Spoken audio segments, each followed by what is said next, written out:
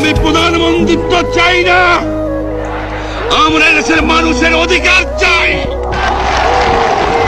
আর যদি একটা গুলি চলে, আর যদি আমার লোকের উপর হত্যা করা হয়, তোমাদের উপর কাছে আমার অনুরোধ রইল, প্রত্যেক ঘরে ঘরে দুর্গ করে তোলো।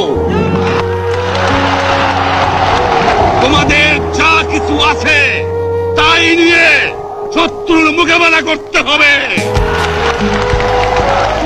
এবং জীবনের তরে রাস্তাঘাট যা যা আছে সবকিছু আমি যদি হুকুম দেবার নাও পারি, তোমরা বন্ধ করে দেবে। তোমরা আমার ভাই, তোমরা ব্যারাকে থাকো, কেউ তোমাদের কিছু বলবে না, কিন্তু আর আমার বুকের পর গুলি চালাবার চেষ্টা করো না, ভালো হবে না। 7 কোটি মানুষকে দাবায় রাখতে পারবো না। আমরা যখন মরতে শিখেছি তখন কেউ আমাদের দবাতে পারবে না। যে পর্যন্ত আমার এই দেশের মুক্তি না হবে, খাজনা ট্যাক্স বন্ধ করে দেওয়া হলো, কেউ দেবে না। তবে আমি অনুরোধ করছি, আপনারা আমাদের ভাই, আপনারা দেশকে একেবারে জাহান্নামে ধ্বংস করে দিয়েন না। জীবনে আর কোনোদিন আপনাদের মুখ দেখা দেখি হবে না। যদিও আমরা শান্তিপূর্ণভাবে আমাদের ফয়সলা করতে পারি, তাহলে অন্তপক্ষে ভাই ভাই হিসেবে বাস করার সম্ভাবনা আছে।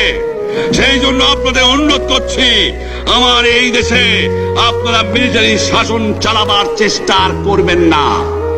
দ্বিতীয় কথা, প্রত্যেক গ্রামে, প্রত্যেক মহল্লায়, প্রত্যেক ইউনিয়নে, প্রত্যেক সাব ডিভিশনে আওয়ামী লীগের নেতৃত্বে সংগ্রাম পরিষদ গড়ে তোলো, এবং তোমাদের যা কিছু আছে তাই নিয়ে প্রস্তুত থাকো।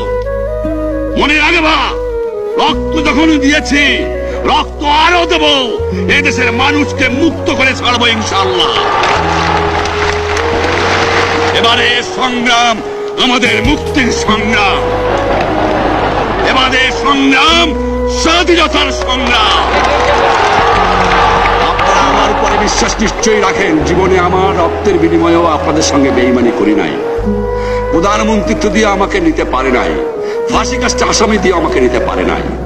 যে রক্ত দিয়ে আপনারা আমার একদিন জেলের থেকে বার করে নিয়ে এসেছিলেন, এই রেসকোর্স ময়দানে আমি বলেছিলাম আমার রক্ত দিয়ে আমি রক্তের যে শোধ করবো, মনে আছে? আমি রক্ত তোমার জন্য প্রস্তুত। আমাদের মিটিং এইখানেই শেষ। আসসালামু আলাইকুম। জয়।